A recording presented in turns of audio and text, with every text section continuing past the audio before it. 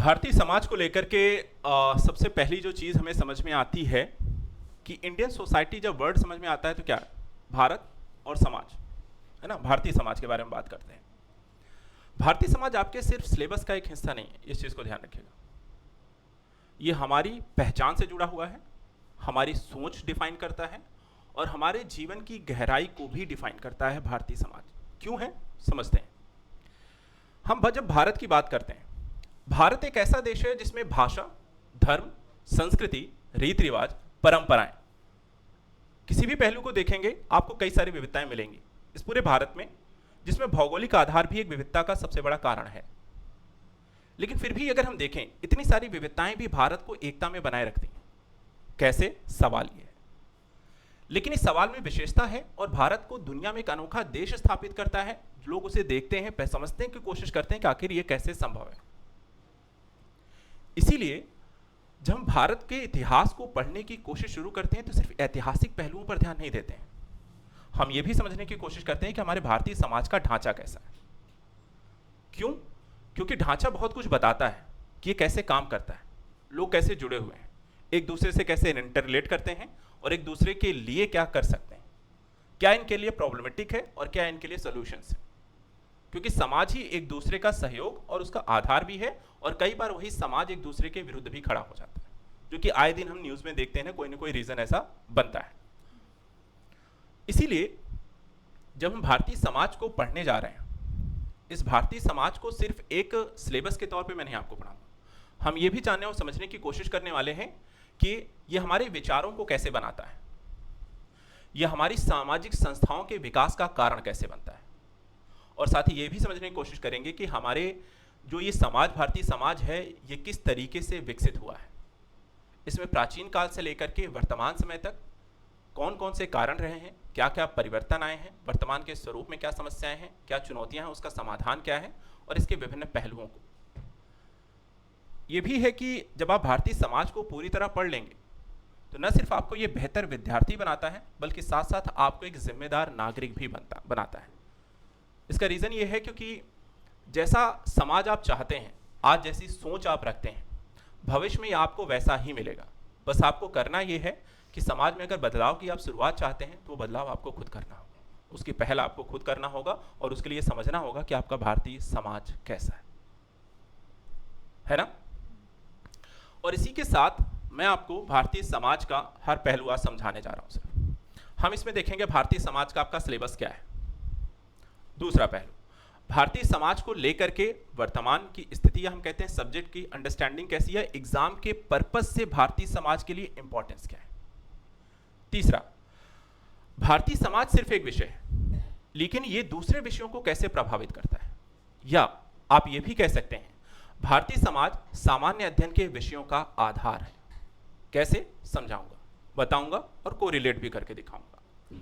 चौथी बात, कई बार बच्चा, अगर आप अपने स्तर पे भी सेल्फ स्टडी करने जाओगे, यहाँ से क्लास खत्म कर ली, एग्जाम देने से पहले आप सेल्फ स्टडी के मूड में भी जाना है ना, तो दो चीज़ें करनी होती, एक पढ़ना कैसे है, और दूसरा हमें भारतीय समाज को पढ़ते समय क्या चीज़ें नहीं करनी चाहिए, या हमारे लिए वो एक कह सकते हैं डिस्ट्रैक्शन का काम कर सकती है, या हमारा टाइम टेकिंग ले सकती है, हमें स्कोरिंग वहाँ पे करने का मौका नहीं देती है।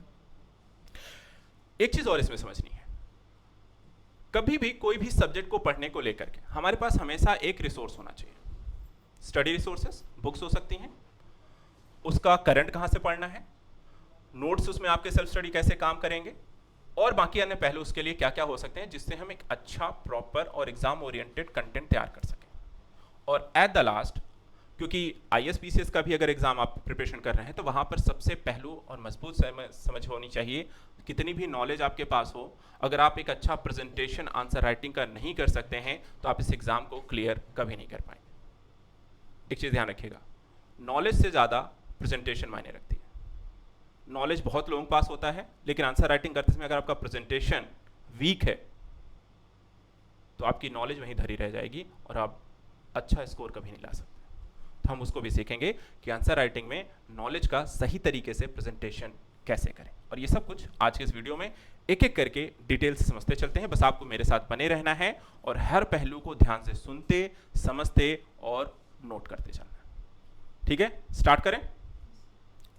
तो सबसे पहले आइए समझाता हूं कि भारतीय समाज का सिलेबस क्या है। ठीक है, इसको टोटल 8 सेक्टर में डिवाइड करते हैं, जिसमें सबसे पहली चीज जो हम पढ़ने वाले हैं, जो सिलेबस का सबसे महत्वपूर्ण पहलू होगा, वो है भारतीय समाज की विशेषताएं, जिसमें विविधता अपना एक महत्वपूर्ण पहलू है। अब भारतीय समाज की विशेषता क्या है, उसमें कई सारे रीजन हो सकते हैं। भाषाई विविधता क्या है, तो उसमें हम पढ़ेंगे भारत में कौन कौन सी भाषाई विविधता है, संविधान में कितनी भाषाओं को शामिल किया गया है, कई सारी भाषाओं को शामिल करने के मुद्दे आते हैं। भाषा के आधार पर हमने देखा है कि इस समय भारत में तमिलनाडु वाले कहते हैं कि भाई हिंदी मत बोलो, हिंदी वाले कहते हैं कि भाई तमिल तेलुगु हमें नहीं आती है, मराठी कहता है मराठी बोलो। तो ये विवाद का विषय क्यों बनता है? एक भाषा जो हमारे लिए एकता का आधार होना चाहिए, वो आज हमारी विविधता का आधार है। इसी में एक पहलू और जुड़ता है, क्या? भारत की राष्ट्रीय शिक्षा नीति, जिसमें 3 भाषा सूत्र लागू किया गया है। अब ये करंट का पहलू था, अगर आपने इंटर रिलेट करके नहीं पढ़ा तो अगर क्वेश्चन आ गया तो आप नहीं डिकोड कर सकते हैं। ऐसे ही सारे पहलू समझने हमें, भाषाई विविधता हो गई, धार्मिक विविधता हो गई, सांस्कृतिक विविधता हो गई, रीति रिवाज हो गए, परंपराएं हो गई, एकता और विविधता हो गया, और इसके साथ साथ परिवार, विवाह, नातेदारी और कई सारे करंट के मुद्दे। जैसे एक काफी चर्चा का विषय रहता है, जैसे आता है लव जिहाद, लिव इन रिलेशनशिप, ठीक है, एकल परिवार, संयुक्त परिवार। तो इनका क्या कॉन्सेप्ट है, क्या सही है, क्या गलत है, भारतीय समाज में कितने परिवर्तन आए हैं, क्या आज के समय में ये उपयोगी हैं, अगर क्या चुनौतियां हैं, उसको कैसे डाउटफुल, मतलब चीज़ें को कैसे हम वहाँ पर ले सकते हैं। कोर्ट के कई सारे डिसीजन आए इस पर, सुप्रीम कोर्ट के, ठीक है, कई सारे मुद्दे हैं जिनको लेकर के सुप्रीम कोर्ट में याचिकाएं दायर की गई, सुनवाई चली, सालों साल चली, एक फैसला यहाँ पर दिया गया जिसको बोल दिया था ऐतिहासिक फैसला आया। उसके प्रॉस एंड कॉन्स क्या हैं, तो वो सारे पहलू हमें कहाँ समझने हैं, पढ़ने हैं इस पर टॉपिक पे, यानी करंट भी पढ़ना है। तो हमें समझना और पढ़ना कैसे है, पहला इस टॉपिक का बेसिक कॉन्सेप्ट, दूसरा इसका आधार हमें लेकर के चलना है सब्जेक्ट से, historical, political, constitutional, economical purpose से, तीसरा इसमें करंट का ऐड करना है, करंट में क्या कुछ चल रहा है, क्या परिवर्तन आया है, भारतीय समाज में क्या क्या चेंजेस आए हैं, और चौथा इसके सॉल्यूशंस क्या हैं, डिसीजंस क्या आए हैं, इम्पैक्ट क्या हुआ है उन पहलुओं को। ठीक है, जब आप इसे समझ लेंगे, पढ़ लेंगे, तो ये अगर आपने इस चैप्टर को पढ़ लिया तो यही आपके पूरे सिलेबस का आधार है। आगे के चैप्टर सब इससे रिलेट करते हैं और भी ज्यादा डाइवर्स हैं और भी ज्यादा कह सकते हैं डीप हैं। जैसे एक दूसरा टॉपिक्स में ऐड किया गया है महिलाओं की भूमिका। इस महिलाओं की भूमिका को सबसे ज्वलंत मुद्दे से मैं उठाऊंगा। अभी हाल ही में 33% आरक्षण के मुद्दे को संसद में यहां पर एक बिल लाया गया था, जिसको स्वीकार नहीं किया गया, कहीं ना पास नहीं हुआ है। तो कहते हैं कि भारतीय समाज में जनसंख्या जो है उसका 49% से ज्यादा हिस्सा महिलाओं का है, लेकिन हम उन्हें 33% भी हिस्सेदारी एक नहीं देने के पक्ष में है। अब ये डिबेटेबल है, क्या जो समाज का 49% प्रतिनिधित्व करती हैं, क्या हम उन्हें पॉलिटिकल स्तर पर 33% भी देना, तो उन्हें 50% चाहिए एक तरीके से देखा जाए तो, लेकिन फिर भी हमने 33% देने को अभी भी राजी नहीं है। वो भी आप कहते हैं कि भारतीय समाज या आधुनिकता के दौर में एआई का दौर आ चुका है, हमारी सोच बहुत बदल चुकी है, शिक्षा बहुत बदल चुकी है, लेकिन फिर भी महिलाओं को लेकर के क्या सोच उतनी बदली है जितनी होनी चाहिए। ठीक है, तो उस मुद्दे को लेकर के देखेंगे। इसमें कई सारी भूमिकाएं आती हैं। परिवार में महिलाओं की भूमिका कैसी है, कई सारे सवाल आते हैं, मुद्दे आते हैं, विवाद आता है, चाहे वो दहेज उत्पीड़न का मामला हो, चाहे वहाँ पर आपको देखा जाए तो लव जिहाद के इसमें मामले आते हैं। कई सारे इसमें यहाँ पर ऐसे भी मुद्दों को लेकर आते हैं, जैसे कि अभी हाल ही में भारत सरकार के द्वारा एक नया कानून लाया गया है, 4 बेसिकली लेकर आए हैं, लेबर कोड, अगर आपने पढ़े होंगे तो वहाँ पर महिलाओं को लेकर के जो सेफ्टी कोड्स डिफाइन की गई हैं, जो कई सारी जगहों पर विवाद का एक विषय है, सुरक्षा का एक अपना एक मुद्दा रहा है, पूरे भारत की मैं बात करता हूँ। ठीक है, जिसमें काम के अधिकार को भी मान्यता अगर देखा जाए तो हमारे मौलिक अधिकारों के तहत प्रदत्त है। सुप्रीम कोर्ट के द्वारा उस पर डिसीजंस भी दिए गए हैं। उसके बावजूद अगर हम देखें तो कई जगहों पर अभी भी इन चीज़ों को लेकर के विवाद खड़ा होता है। एक और इसमें मुद्दा आता है महिलाओं को मिलने वाला वेतन। कई बार सेम पद पर होते हुए भी महिलाओं को वो वेतन नहीं दिया जाता है जो पुरुषों को दिया जाता है। ठीक है, एक विभेदकारी स्थिति, या आप कह सकते हैं विभेदकारी समाज सोच, उस मुद्दे पर भी बात करेंगे। इसके अलावा देखा जाए तो नेतृत्व शिक्षा के दृष्टिकोण से शिक्षा एक बड़ा पहलू है।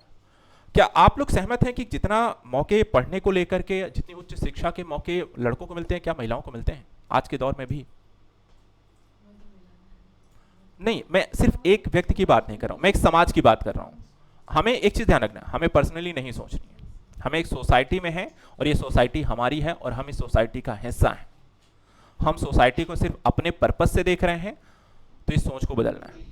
ठीक है, तो उन सारे पहलुओं को भी मैं यहाँ पे सिर्फ आपको पढ़ाऊंगा नहीं, एक चीज़ ध्यान रखिएगा, मुझे आपकी सोच भी जाननी है और मुझे उस सोच को कन्वर्ट भी करना पड़ेगा, अगर वो एग्जाम पर्पस के लिहाज से, एक अधिकारी के लिहाज से, एक ऑफिशियल्स के लिहाज से सही नहीं है तो। क्योंकि आप जिस पद पर जाकर के बैठोगे वहां पर आपकी सोच सबसे ज्यादा मायने रखती है, क्योंकि जो डिसीजन लोगे उसमें कहीं ना कहीं आपकी सोच आती है। एक कानून होता है जो आपको बताता है ये करना है, लेकिन कई बार ऐसे मुद्दे भी आते हैं जहां पर आपको एथिकल वैल्यूज को भी ध्यान में रखना होता है, और वहां पे सोच आपकी मायने रखती है कि आप उसे कैसे डील करते हैं। तो वो चुनौतियां क्या हैं, महिला सशक्तिकरण को लेकर क्या किया गया है, कितनी सारी स्कीम्स लेकर आई गई हैं, उसमें महिलाओं को कितना फायदा हुआ है, कितनी इंप्रूवमेंट किस सेक्टर्स में लेकर के हुई हैं, क्या सुप्रीम कोर्ट डिसीजन रहे, कितने सारे विवाद के विषय हैं, उन सारे पहलुओं को महिलाओं के दृष्टिकोण से हम पढ़ेंगे, समझेंगे, सोचेंगे और परिवर्तनकाली उन मुद्दों पर भी बात करेंगे जहां पर कोई पहलू अभी भी ऐसा छूता रह गया है जहां पर कोई डिसीजन किसी ने नहीं दिया है। उस पर्पज से आपकी सोच क्या है, क्योंकि एग्जाम में कई बार क्वेश्चन पूछा जाता है आप अपनी राय बताइए, तो आपकी राय मुझे जाननी और समझनी होगी और उसको संतुलित करना होगा कि आप अगर लिखें तो कैसा आंसर करना होगा। ठीक है, तो हम प्रैक्टिस भी करते चलेंगे। आपको एक चीज मैं आपको बता दूं, जितने डेली के लेक्चर्स होंगे at the last finishing time पे मैं आपको एक क्वेश्चन दूंगा लिखने के लिए, उसका एक डेमो मैं दूंगा कि आप इसको प्री इंट्रो कैसा होगा, मेन बॉडी कैसी होगी, कंक्लूजन कैसा होगा, लेकिन लिखकर आपको लाना है। उसके बाद हम उसे चेक करेंगे, अच्छा है बुरा है, कहाँ कमी है, उसका हम एक इनपुट्स आपको देंगे। नेक्स्ट टाइम फिर प्रैक्टिस करो और उसे लगातार डेली बेसिस पर बेहतर बनो। तीसरा इसमें आता है जनसंख्या। भारतीय समाज में जनसंख्या का मुद्दा, जनसंख्या का एक सवाल है आपके लिए। जैसे अगर मैं आप बोलूं, देखिए इसमें मुद्दे बहुत सारे हैं, जनसंख्या वृद्धि है, जनसंख्या लाभांश है, बेरोजगारी है, गरीबी है, स्वास्थ्य है, पोषण है, आवास है, जनसंख्या को लेकर के है। भारतीय समाज को अगर हम देखें तो भारत को विश्व में सबसे बड़ी जनसंख्या वाला देश का तमगा मिल चुका है, हमने हासिल कर लिया, बड़ी मेहनत की है इसके लिए, लेकिन फाइनली हमने इसे अचीव कर लिया और चीन को पीछे छोड़ दिया। अब सवाल यहाँ पे ये रह जाता है कि अच्छा ये जो तमगा लिया हुआ है ये हमारे लिए डेमोग्राफिक डिविडेंड का काम करता है या फिर हमारे लिए लॉस का काम है? आपकी क्या सोच, एक लाइन में अगर आप बताएं कोई भी। हाँ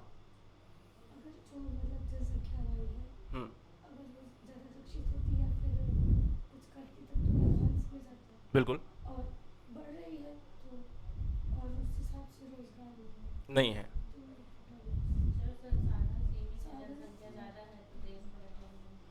तो देश के लिए बोझ है जनसंख्या? क्या ये पॉलिसी मेकिंग में कमी है? क्या जनसंख्या नियंत्रण करना चाहिए या हमें रोजगार देना चाहिए? दोनों पहलू पे काम करना चाहिए। क्या आपको पता है भारत सरकार की अपनी जनसंख्या नियंत्रण नीति है, उसके बावजूद हम क्रॉस कर रहे हैं समाज। बिल्कुल, पॉलिसी मेकिंग के बाद भी एक बड़ा मुद्दा आता है कि आप उस पॉलिसी को समाज के बीच कैसे लेकर जाते हैं, उनको जागरूक कैसे करते हैं और हमारी खुद की रिस्पॉन्सिबिलिटी इसमें कैसी है, सोसाइटी रिस्पॉन्सिबिलिटी आती है। देखिए सरकार ने बहुत सारी पॉलिसी बना रखी, हम फॉलोअप नहीं करते। सरकार ने तो बोल रखा है ना अपने आसपास स्वच्छता बना के रखो, सड़क पर कचरा फेंका जाता है, सरकार आके फेंक के जाती है। मोदी जी आते हैं और डेली कचरा फेंकते हुए चले जाते हैं प्रधानमंत्री ऑफिस, नहीं ना, कौन रहता है? आप रहते हो ना अपने आपके घर के आसपास मोहल्ले में।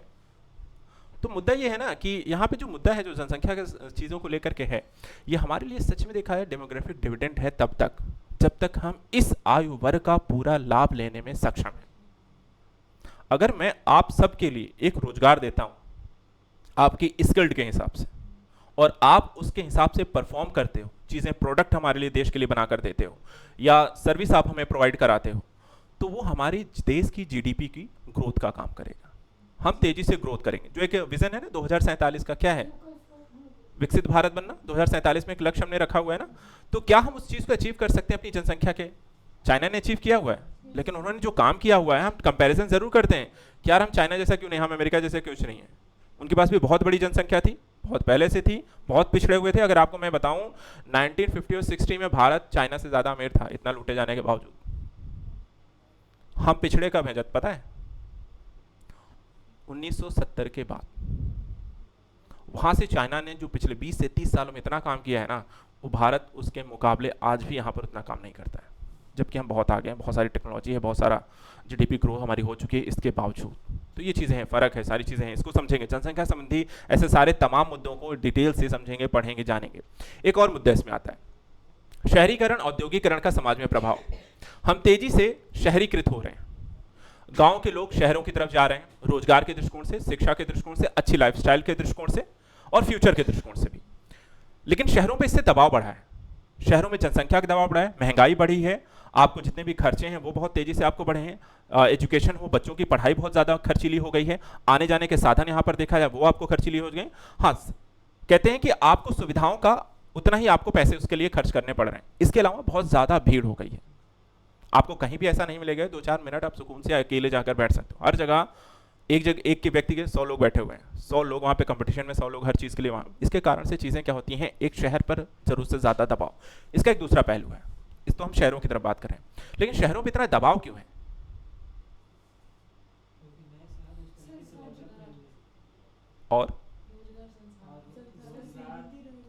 और लोगों का पलायन, ध्यान दीजिएगा, ये सबसे इंपॉर्टेंट है। लोगों का पलायन हो क्यों रहा है, कहां से हो रहा है? गांवों से। आपको पता है भारत कृषि आधारित अर्थव्यवस्था है, भारत गांवों का देश था। भारत की गांव अर्थव्यवस्था सबसे मजबूत हुआ करती थी और भारत में सब गांव में बसते थे। लेकिन गांवों का पतन होना, गांव में रोजगार के, अर्थव्यवस्था के, शिक्षा के पहलुओं का धीरे धीरे नजरअंदाज होना, उन्हें एक जगह केंद्रित कर देना, जिसके कारण जो होती है भीड़ का शहरों की तरफ पलायन होना। औद्योगिकरण भी लेकर आ रहे हैं, आप शहरों के आसपास लेकर आ रहे हैं। औद्योगिकरण का क्या, विकेंद्रीकरण करने से नए शहरों का विकास होगा, गांवों को स्मार्ट विलेज में कन्वर्ट किया जा सकेगा, लोगों का पलायन रोका जा सकेगा, शिक्षा, स्वास्थ्य सुविधाओं की एक अच्छी बेहतरी होगी और इसके साथ साथ शहरों का गांवों के साथ एक बेहतर इंटरलेशन होगा, जिससे उल्टा हो सकता है, जो प्रवासन है हम कह सकते हैं वो शहरों से गांवों की तरफ भी जा सकता है। इसका एक रीजन भी है, अगर सुविधाएं अगर आप गांवों की तरफ कर दें तो शहर से सस्ते होंगे गांव और उस चीज के लिए लोग पलायन करेंगे। जैसे एक आपको एग्जांपल दूं, नोएडा है, आप सब जानते हैं, ठीक है, दिल्ली एनसीआर है। दिल्ली एनसीआर क्यों बोला जाता है? दिल्ली सिर्फ एक, देखा जाए तो भारत की आपकी राजधानी है, एनसीआर क्यों जोड़ा गया? क्योंकि दिल्ली पर इतना दबाव बढ़ा, इतनी जनसंख्या हो गई कि उसको अकोमोडेट करने के लिए उन्होंने उसका एक्सपेंशन करना शुरू किया। एक्सपेंशन कैसे करें? आसपास के क्षेत्रों को लेकर के दिल्ली एनसीआर बनाया, वहां पे वो शहरीकरण, वो औद्योगिकरण, वो सुविधाएं देनी शुरू की। और आज धीरे धीरे आप देखिए, हरियाणा हो गया, राजस्थान हो गया, उत्तर प्रदेश हो गया, जिसका पश्चिमी हिस्सा अगर हम बात करें, उसके कई सारे जिलों को शामिल करके आज हम कहते हैं दिल्ली एनसीआर है। वो सुविधाएं विकसित की गई, नोएडा बन गया, गुरुग्राम बन गया, गाजियाबाद बन गया, ग्रेटर नोएडा की बात हो रही है, ग्रेटर आगरा की बात हो रही है, ग्रेटर हापुड़ की बात हो रही है, और ऐसे ही अगर आप देखें तो कई सारे नई सिटीज को डेवलप किया गया। ठीक है, तो इसने क्या किया, इसने आप पर दबाव इतना डाला कि आपको नए लोगों की जरूरत पड़ी, नए शहरों की जरूरत पड़ी, नई अर्थव्यवस्थाओं की जरूरत पड़ी, और उसका फायदा यह हुआ कि आपका समाज धीरे धीरे शहरीकृत भी हुआ है, उसका फायदा हुआ, नई इंडस्ट्री आई, रोजगार बढ़े और उस क्षेत्र का तेजी से विकास हुआ, वैश्विक अर्थव्यवस्था, आपको वैश्विक पटल पर आपका नाम हुआ। लेकिन उसका एक पहलू बहुत ही प्रॉफिटेबल है, बहुत ही अच्छा लग रहा है, हर कोई वहां पे जाना चाहता है। लेकिन दूसरा पहलू यह हुआ कि भारत का पूर्वांचल, अगर हम यूपी के हिस्से की बात करें तो आप कंपैरिजन देखिए, समाज का हिस्सा देखिए, एक स्टेट का देखिए, पश्चिमी यूपी विकसित है लेकिन पूर्वांचल बुंदेलखंड बहुत पिछड़ा है। क्या किया गया, पॉलिसी मेकिंग के समय पे एक समाज पे, एक हिस्से पर बहुत ज्यादा फोकस कर लिया गया, आपने एक ही जगह को सब कुछ दे दिया, लेकिन आपने उसके कारण दूसरे हिस्से को पूरी तरह छोड़ दिया। इससे क्या हुआ, जनसंख्या का दबाव किस तरफ चला गया, पश्चिमी उत्तर प्रदेश तरफ। लोगों का पलायन कहां गया, पश्चिमी उत्तर प्रदेश की तरफ। आज अगर आप कंपैरिजन करेंगे तो आपको पश्चिमी उत्तर प्रदेश एक ऐसा समाज है जो आपको विकसित है, एक इंडस्ट्रियल बेस्ड है, एजुकेशन बेस्ड है, टेक्नोलॉजी बेस्ड है, फ्यूचर बेस्ड है। लेकिन वहीं पूर्वांचल और बुंदेलखंड की बात करें जो कि एक ही स्टेट का हिस्सा है, ऐसा नहीं है कि वो दूसरे स्टेट का आता है, एक ही स्टेट का हिस्सा हुआ, एक ही गवर्नमेंट चला रही है, एक ही पॉलिसी बना रही है, लेकिन आज पूर्वांचल आपका कृषि प्रधान देश है, कोई इंडस्ट्री नहीं है, किसानों के पर पूरी तरह बेस्ड है, जो कि आपको मानसून पर निर्भर करती है, सिंचाई की वो सुविधाएं नहीं है। पश्चिमी उत्तर प्रदेश में सिंचाई के लिए कई सारी नहरें हैं। इसके अलावा देखा जाए तो वहां पे दूसरी हरित क्रांति का फायदा भी उन्हें मिला है, यहां नहीं मिला है। वही मैं कह रहा हूं ना बेटा कि भौगोलिक रीजन क्यों बना। आपने आपके प्रयागराज में, वाराणसी में, गोरखपुर में जो आज आप काम कर रहे हैं ये पहले भी कर सकते थे, अगर आपने ये काम पहले किया। ये पॉलिसी मेकिंग सबसे बड़ा इसमें मुद्दा होती है। आपने अगर ये कहा कि मुझे ग्रेटर नोएडा में ये सारी इन्वेस्टमेंट करनी है, दिल्ली के पास था, बिल्कुल सही आपने किया, लेकिन आप एक काम ये भी कर सकते थे। देखिए, जब इंडस्ट्रियल पॉलिसी बनाई जाती है, कैसी बनाई जाती है, आपको एक बहुत अच्छा एग्जांपल दूंगा इन सारे मुद्दों को समझाते हुए। आज यूपी में अयोध्या, मथुरा, प्रयागराज और वाराणसी, ये चार किस लिए, इसमें कॉमन क्या है? यस, रिलीजियस स्टेट्स, या हम कह सकते हैं कि आपको सिटी है, ठीक है।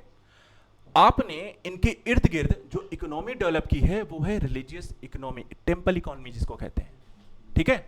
टेम्पल इकोनॉमी ने क्या किया? आपने महाकुंभ देखा था? महाकुंभ में आपको पता है कितनी रेवेन्यू जनरेट हुई थी? कितनी? यूपी का बजट कितना था? 8 लाख करोड़। 8 लाख करोड़ यूपी का बजट था और 5 लाख करोड़ सिर्फ एक महीने में जनरेट किया गया था। अब उस 5 लाख करोड़ को आप सोचो, अगर सिर्फ आप प्रयागराज में इन्वेस्ट कर दो, सिर्फ प्रयागराज में, आप समझ रहे हो, इसका पूरा कायाकल्प हो जाएगा। ये सिटी में लगभग आप वो हर चीज दे सकते हो जो शायद मुंबई, दिल्ली जैसे शहरों में आपके पास हो। तो ये करने वाली बात आती है, ये पॉलिसी मेकिंग का काम आती है, ये इंप्लीमेंटेशन की काम आती है, ये आपको सोचना पड़ता है, इंप्लीमेंट करना पड़ता है, और यहीं पे हम लैग करते हैं।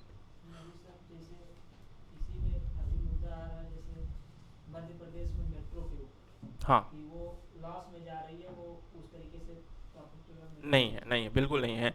देखिए, वो पॉलिसी मेकिंग के दृष्टिकोण से हम उन मुद्दों को लेकर के बात करेंगे कि कई सारी पॉलिसी आपको बनाते समय इस पहलू का भी हमें ध्यान रखना होता है कि क्या हम जो मेकिंग कर रहे हैं, क्या हम उससे, सबसे ज़रूरी पहलू है, देखो इकोनॉमी का 1 रुपये अगर आप खर्च कर रहे हो ना, अगर वहाँ से 1 रुपये या 2 रुपये रिटर्न के तौर पे नहीं आ रहा है तो इकोनॉमी लॉस है, ठीक है। अब देखिए, मेट्रो के बन जाने से सिर्फ लोगों का आवागमन बेहतर होगा, उसके लिए ये जानना जरूरी था कि आपको वहाँ पे लोगों का आना जाना कितना है। मेट्रो है नहीं कि आपने कहीं भी नहीं बना दी, आप गांव मेट्रो बना दोगे, कोई यूज नहीं कर रहा है। आप मेट्रो वहां बनाइए जहां आपको लगता है कि दिन रात आपको ट्रैफिक है, जिससे निजात दिलाने की आपको जरूरत है, लोगों को टाइम से ऑफिस पहुंचना जरूरी है, बच्चों के स्कूल पहुंचना जरूरी है, घर आना जाना आसान है, जहां डेली बेसिस के आप समझ लो 50,000 से 1 लाख लोग डेली ट्रैवल करने वाले हो, आप वहां बनाइए। ये नहीं कि 1,000 2,000 लोग ट्रैवल कर रहे हैं, आपने वहां पे लाखों करोड़ों का इन्वेस्ट कर दिया है। तो वो भी चीज़ क्या होती है ना, अब ऐसे कई सारे आप प्लान जब बनाओगे, इसीलिए कहते हैं ना कि हर प्लान का सबसे पहले क्या तैयार होता है? डीपीआर, डिटेल प्रोजेक्ट रिपोर्ट, जहां हमें ये समझना होता है कितनी रेवेन्यू लग जाएगी, कितना खर्चा आएगा, वहां पे हमें कितनी कॉस्ट मिलेगी, कितना रिटर्न में आएगा, और उस बेसिस में हम प्लान बनाते हैं। तो सारा कुछ हम यहाँ पे समझेंगे, शहरीकरण और औद्योगिकरण, इसके प्रभावों को लेकर के क्या मुद्दे इसमें आते हैं, क्या समस्याएं हैं, क्या इंप्लीमेंटेशन है, कौन कौन सी पॉलिसीज को लेकर के आई हैं, समाज में इसका क्या प्रभाव पड़ा है, क्या निगेटिव और क्या प्रोस्पेक्टिव, यहाँ पर आपको सारी चीज़ों को लेकर के। अगला टॉपिक आता है उदारीकरण, निजीकरण, वैश्वीकरण। अच्छा, उदारीकरण, निजीकरण, वैश्वीकरण, एक बहुत सिंपल सा मुद्दा। उदारीकरण में नीति हमने आसान बनाई, निजीकरण में हमने कहा कि आपके जो निजी सेक्टर हैं, आइए आप भी काम करिए, हम ये सेक्टर आपके लिए छोड़ दे रहे हैं। वैश्वीकरण का मुद्दा हुआ कि हमने ग्लोबल कंपनियों को कहा कि भारत आपके लिए ओपन है, ठीक है। अब यहां पर अच्छा ये बताइए, उदारीकरण, निजीकरण, वैश्वीकरण के इस मुद्दे को लेकर के भारत के लिए अच्छा हुआ या खराब? एलपीजी रिफॉर्म्स हुआ था 1991 में, तो 1991 से 2026 तक की अगर स्थिति को देखें और 1991 से 1947 तक की स्थिति को देखें, तो क्या आपको लगता है एलपीजी रिफॉर्म्स के बाद भारत बदला है और उसका फायदा भारत को हुआ है? हुआ है? सब लोग सहमत हैं? 100%? कोई यहां पे विरोधाभासी नहीं है? ठीक है। अच्छा ये बताइए, आपको क्या लगता है कि एलपीजी रिफॉर्म आने से कुछ चुनौतियां और समस्याएं भी हुई हैं? कोई एक दो?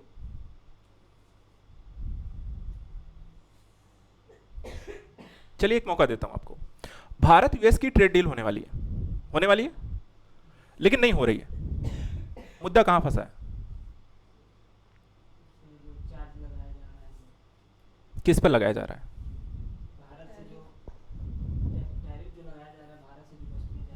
हाँ, देखो जब ट्रेड डील होती है ना, ट्रेड डील दो देशों के बीच होती है, कई वस्तुओं और सेवाओं को लेकर के होती है, ठीक है।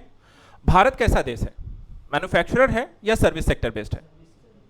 एग्रीकल्चर, एग्रीकल्चर है जिसका सर्विस सेक्टर बहुत मजबूत है, जिसका मैन्युफैक्चरिंग ग्रो कर रहा है। भारत के लिए बचाना किसको है? एग्रीकल्चर को। एग्रीकल्चर अमेरिका का बहुत मजबूत है, बहुत सारी सब्सिडी मिलती है, इकोनॉमिकल बूस्ट है, वहाँ किसान बहुत अमीर हैं, अच्छी खासी मशीनरी है, आधुनिक सुविधाएं हैं, वो चाहते हैं कि भारतीय मार्केट को पूरी तरीके से ओपन कर दिया जाए। लेकिन क्या भारतीय किसान सक्षम है? क्या उनके पास उतनी आय होती है? क्या वो मौसम की कोई भी अगर खराब हो गया, क्या उनके पास दूसरा साधन है कि आय इनकम जनरेट कर पाए? नहीं है। हाँ, तो यहाँ पे जो शहरीकरण, औद्योगिकरण, समाज पे प्रभाव वाला मुद्दा है ना, वो यही है। इसके प्रॉस के साथ साथ क्या कॉन्स भी हैं? भारतीय समाज में इसके दुष्प्रभाव क्या है, उसके कारण क्या क्या समस्या है? एक और आता है, संस्कृति को लेकर मुद्दा करते हैं। भारतीय संस्कृति वर्सेस पश्चिमी संस्कृति, ये चल रहा है। यह भी एलपीजी के कारण है। इसमें सबसे बड़ा मुद्दा वैश्वीकरण है। भारतीय संस्कृति से आप अच्छी तरह परिचित हैं, लेकिन पश्चिमी संस्कृति को आज के समय में कह दिया जाता है कि हमारे जीवन जीने का अधिकार है, हमारे कपड़े पहनने हैं, कैसे पहनने हैं, कहाँ घूमना है, कैसे रहना है, कैसे बात करनी है, ये हम अपने से डिसाइड कर सकते हैं। ठीक है, और सही में देखा जाए तो एक हद तक वो सारी चीज़ें सही भी हैं, लेकिन फिर उसमें लेकर एक सवाल आता है, क्या आपको बड़े छोटे कैसे हैं, परिवार में कौन कहाँ है, क्या उसको लेकर के भी थोड़ी सी यहाँ पर चीज़ों को ध्यान में रखना चाहिए। रिलीजियस जगह है, कोई ऐसी जगह आप जा रहे हैं, तो वहाँ पे क्या आपको एक बेसिक सेंस कैसा होना चाहिए, एक सिविक सेंस की बात आती है। तो पश्चिमी संस्कृति वर्सेस यहाँ पर भारतीय संस्कृति का जो मुद्दा भी है ना, वो इसी का हिस्सा है। इस मुद्दे को वो लेकर के बात करेंगे, इससे जुड़े हुए पहलुओं पर बात करेंगे। जो भी डिबेटेबल है, आपकी भी भावनाएं सुनेंगे, आपके विचार सुनेंगे, फिर अपनी बातें मैं रखूंगा। जो चल रहा है, जो सुप्रीम कोर्ट, बाकी सारी चीज़ें यहाँ पर आती हैं, उन मुद्दों को लेकर के आपको बताएंगे, समझाएंगे। कई सारी चीज़ें आती हैं इसमें, डिटेल से समझेंगे। फिर एक ये मुद्दा जो सबसे कह सकते हैं इस समय हर एक चीज़ को लेकर इससे जोड़ दिया जा रहा है, सांप्रदायिकता, क्षेत्रवाद और पंथ निरपेक्षता। कॉन्सेप्ट है ये तो क्लियर होगा। सांप्रदायिकता क्या है? कम्युनल, हिंदी वर्सेस मुस्लिम, जो आजकल लगभग हर मुद्दे में जुड़ा हुआ है। ठीक है, फिर एक पंथ निरपेक्षता, जिसमें भारतीय संविधान में इसको शामिल किया हुआ है कि हम सभी धर्मों का सम्मान करेंगे, लेकिन सरकार का अपना कोई धर्म नहीं होगा। ठीक है, उसके बाद फिर उन्होंने कहा क्षेत्रवाद, हम यूपी से हैं, हम बिहार से हैं, अरे हम पश्चिमी यूपी से हैं, उसमें भी है। अच्छा, यूपी के होने के बावजूद भैया कहाँ से हो? भैया हम पश्चिमी यूपी। अच्छा, पश्चिमी यूपी में कहाँ से हो? भैया हम सहारनपुर से हैं, मेरठ से हैं। तो इसमें क्या होता है? अच्छा, जैसे आप लोग बाहर पढ़ने जाओ, ठीक है, आपका कोई रूम पार्टनर हो, यूपी का है, यूपी का मिल जाए तो अच्छा यूपी के हो, अरे तब तो खूब बनेंगे बढ़िया। और कहीं मराठी मिल गए, कहीं किसी और के स्टेट का मिल गया, ना तो बोल पा रहे हैं, ना समझ पा रहे हैं, ना समझा पा रहे हैं। खाना बनाना है, उसको कुछ और पसंद है, आपको कुछ और पसंद है। इससे क्या होता है? क्षेत्रवादिता में आपके कई सारी चीज़ें प्रभावित होती हैं, और इसमें सबसे अहम हो जाता है क्षेत्रवाद। अहम, अरे मैं स्टेट्स का, भाषा को लेकर, रीति रिवाजों को लेकर, खान पान को लेकर, लगभग हर चीज़, और वो क्लेश उत्पन्न करती है। अभी जो चल रहा है मुद्दा ना, एक समय आपने देखा होगा न्यूज़ में काफ़ी सारे बिहारियों को टारगेट किया गया था, महाराष्ट्र में, यूपीओं को तमिलनाडु में। क्यों किया गया? भाषा और क्षेत्र को लेकर के, उससे जुड़े कई सारे मुद्दे हैं, पंथ निरपेक्षता को लेकर के मुद्दे हैं, और साथ ही साथ अगर हम देखें तो यहाँ पे सांप्रदायिकता को लेकर के मुद्दे हैं। और ये सारी चीज़ें समाज पर किस तरीके से प्रभाव डाल रही हैं, उसको लेकर के सारी चीज़ों पर हम डिस्कस करेंगे, क्या क्या सारी चीज़ें हैं, उसके क्या क्या पहलू आते हैं। फिर इससे अगला जो मुद्दा आता है सामाजिक सशक्तिकरण को लेकर के। अच्छा, यहाँ पे महिला सशक्तिकरण नहीं है, क्या लिखा हुआ है? सामाजिक सशक्तिकरण। और समाज में क्या आता है? महिलाएं भी हैं, वृद्ध भी हैं, पुरुष तो है ही है, पुरुषों के बिना कहाँ कोई। ठीक है, वृद्ध भी हैं, बच्चे भी हैं, दिव्यांग भी हैं। ठीक है, और फिर आता है जैसे अनुसूचित जाति जनजाति है, ओबीसी है, अलग अलग वर्गों को लेकर के। तो समाज का वो हर एक कैटेगरी, वर्ग, जो यहाँ पर अगर हम देखें, आरक्षण है, असमानता के जैसे मुद्दे यहाँ पर आपको शामिल हैं, दलित आदिवासी हैं, इन लोगों से जुड़े हुए कानूनी अधिकार क्या हैं, संविधान इनको लेकर के क्या, आरक्षण जैसा एक मुद्दा इस समय चर्चा का विषय रहता है, जो काफ़ी रिजर्वेशन, क्या रिजर्वेशन मिलना चाहिए। फिर ओबीसी में देखा जाए तो क्रीमी लेयर का मुद्दा आता है, ओबीसी को यहाँ पे रिजर्वेशन प्राप्त है, लेकिन फिर उसमें भी कहता है क्रीमी लेयर और नॉन क्रीमी लेयर का मुद्दा आ जाता है, वो भी विभेदकारी है, उसमें डिबेट आपको होती है। इसी तरीके से देखा जाए तो आपको स्वयं सहायता समूहों के द्वारा किया गया काम, कई सारे आपको देखा हुआ एनजीओ बनती हैं, है ना, एनजीओ होते हैं जो वृद्धजनों को लेकर कोई काम कर रहा है, कोई बालकों की शिक्षाओं को लेकर काम कर रहा है, कोई बालिकाओं की शिक्षा और उसको लेकर के समस्याएं जो हैं, चुनौतियां हैं, उनको लेकर के काम करता है। उनकी भूमिकाओं पर सवाल आते हैं। कई बार एक इससे जुड़ा नेगेटिव एस्पेक्ट भी है, भारत सरकार ने इसको लेकर के बैन भी लगाया है कि विदेशी जो स्वयं सहायता समूह या एनजीओ हैं, उनको मिलने वाला फंड उस पर सरकार ने एक नया कानून बना दिया। उस कानून के तहत अब एनजीओ को यहां पर भारत में अनुमति नहीं मिलेगी। रीजन क्या था? George Soros. ठीक है। एक मुद्दा होता है कि इस फंडिंग का गलत प्रयोग।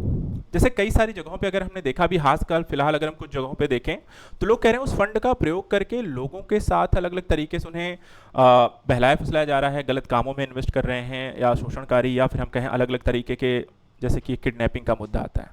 ठीक है, बच्चे गायब हो रहे हैं, चीज़ों को लेकर के है, या शोषणकारी प्रवृत्तियां बढ़ रही हैं, या लव जिहाद को बढ़ाने का भी कई सारे यहाँ पे सेगमेंट आए हैं जहाँ लोगों ने बयान दिया है पुलिस में कि हाँ हमें इसके लिए पैसे मिले हुए हैं, तो उसका भी गलत तरीके से उपयोग होता है। तो इन एनजीओ या स्वयं सहायता समूहों का प्रो कॉन्स दोनों भी हमें यहाँ पर इन चीज़ों को देखना है। फिर सरकारी योजनाएं, सरकार ने क्या क्या स्कीम बना रखी है। अच्छा, योजनाएं सबसे इंपॉर्टेंट पहलू। पूरे समाज में हर एक वर्ग को लेकर के जो सबसे ज़्यादा पूछे जाने वाला एक सवाल है वो है नई स्कीम कौन सी आई हैं, किस वर्ग के लिए हैं, इससे क्या लाभ हैं, क्या हानियां हैं, चुनौती हैं, ये सारे पहलू। तो समाज में जब भी हम पढ़ेंगे, किसी वर्ग के पढ़ेंगे, किसी पहलू को पढ़ेंगे, वहाँ पर कोई स्कीम आई हुई है तो उसको सबसे ज़्यादा एक इंपॉर्टेंस वहाँ पर देना है, इसलिए अपडेट हमेशा रखना है। लास्ट एक पहलू आता है स्वास्थ्य और शिक्षा, हेल्थ और एजुकेशन। समाज में लोगों का अच्छा स्वास्थ्य होना और एक बेहतर शिक्षा अगर हासिल करते हैं, कहते हैं अगर आप एजुकेटेड पर्सन है तो वही आपको बदलाव की बात करता है। समाज अगर आपको चाहिए कि एक अच्छा और बेहतर समाज हमें बनाना है तो उसकी शुरुआत हमें करनी है, तो उसके लिए आपको एजुकेटेड होना चाहिए, लोगों से बातें करनी आनी चाहिए। एजुकेशन का एक पर्पस भी है, हमें क्या सिर्फ जॉब हासिल करनी है? क्या एजुकेशन हमें सिर्फ इसलिए दी जा रही है कि हम आगे चल करके यहाँ पे जॉब हासिल कर सकें? उससे पहले क्या है?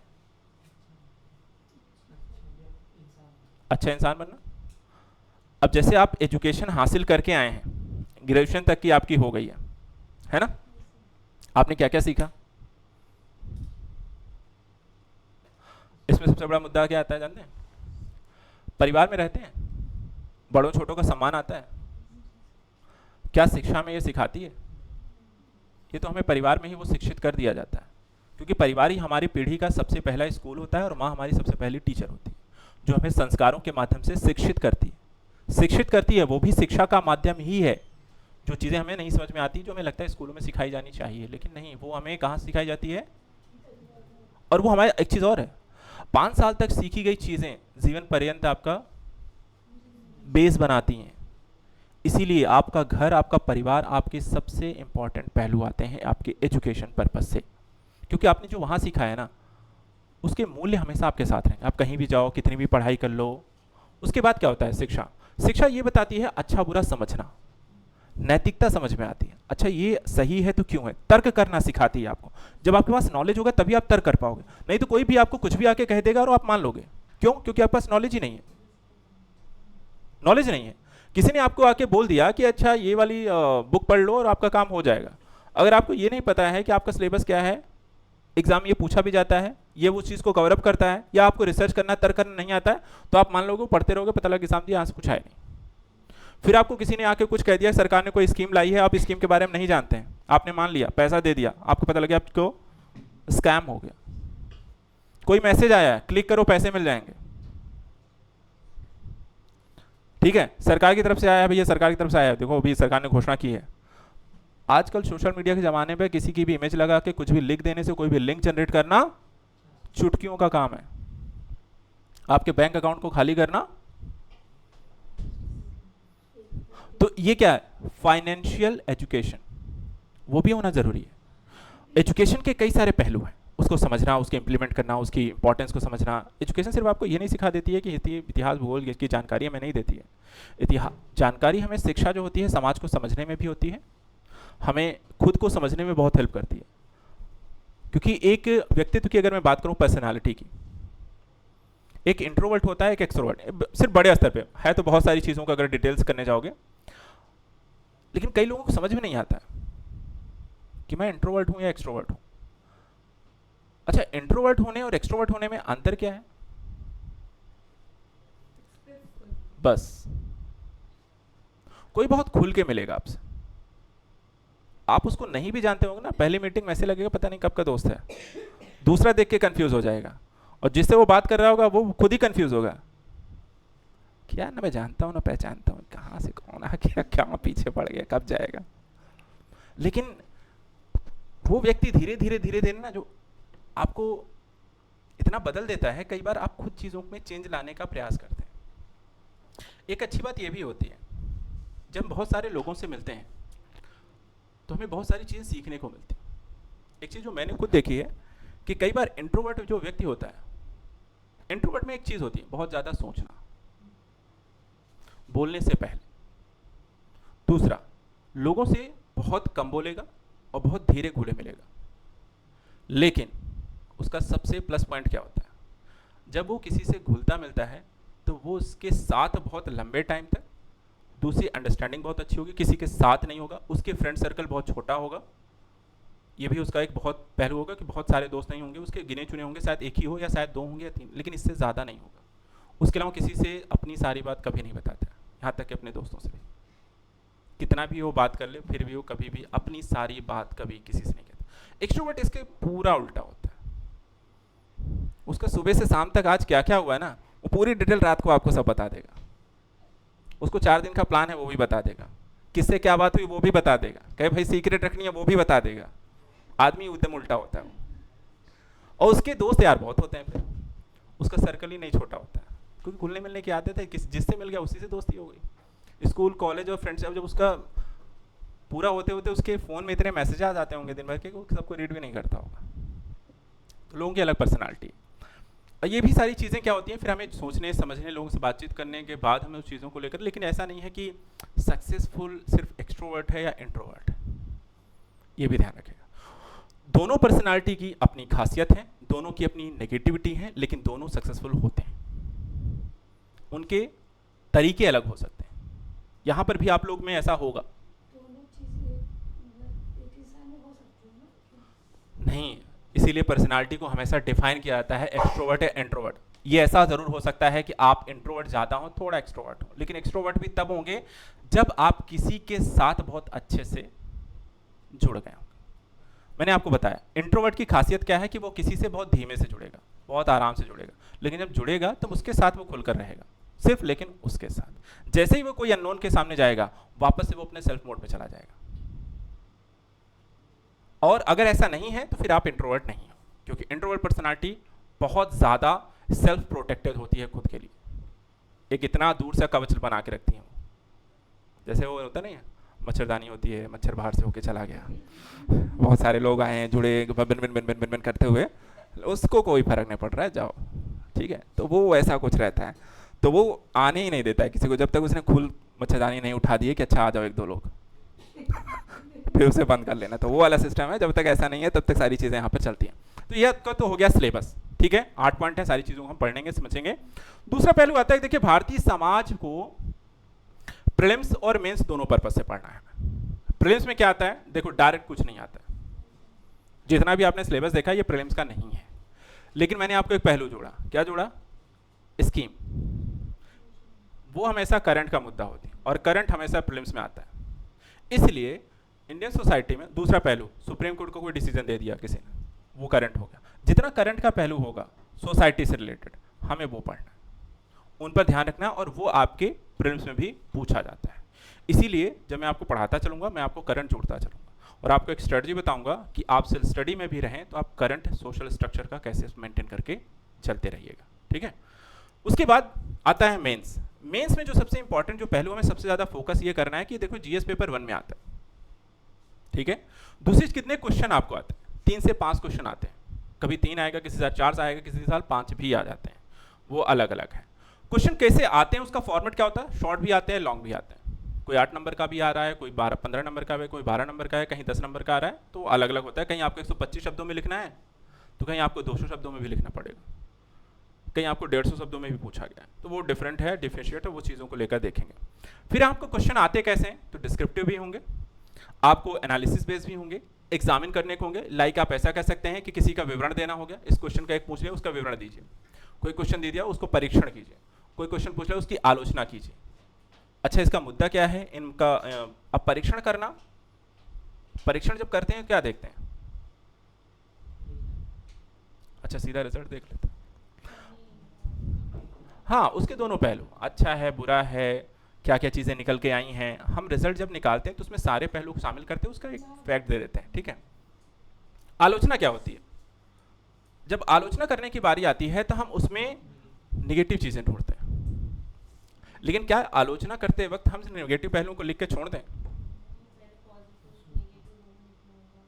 नहीं, जब हम उत्तर को फिनिश अप करने जाएंगे, क्योंकि आलोचनात्मक क्वेश्चन है इसलिए आपको आलोचना करनी पड़ती है उस पहलू की।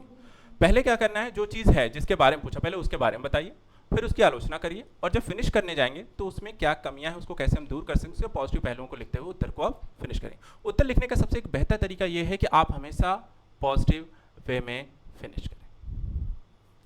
एक चीज़ ध्यान रखिएगा, क्वेश्चन कैसा भी होगा, नोट कैसा होगा फिनिशिंग का, पॉजिटिव, वो सीखेंगे।